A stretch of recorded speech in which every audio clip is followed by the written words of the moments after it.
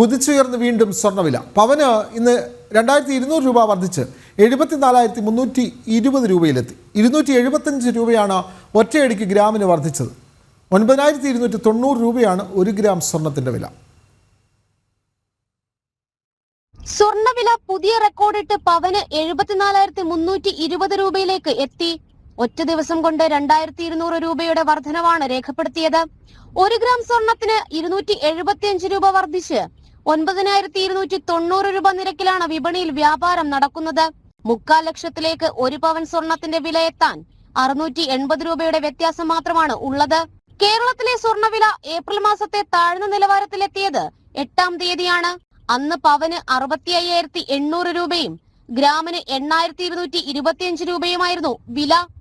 2 ആഴ്ച കൊണ്ട് 1 പവന് 8,520 രൂപയും ഗ്രാമിന് 1,025 രൂപയുമാണ് വില ഉയർന്നത്. ഡൊണാൾഡ് ട്രംപ് ഉയർത്തിയ താരിഫ് യുദ്ധമാണ് സ്വർണ്ണവിലയിലെ വർധനവിന് പിന്നിലെ പ്രധാന കാരണം. സാമ്പത്തിക രംഗം പ്രതിസന്ധി നേരിടുന്ന സാഹചര്യങ്ങളിൽ നിക്ഷേപകർ കൂട്ടമായി സ്വർണത്തിലേക്ക് തിരിയുന്നതും വിലവർധനവിന് കാരണമായി.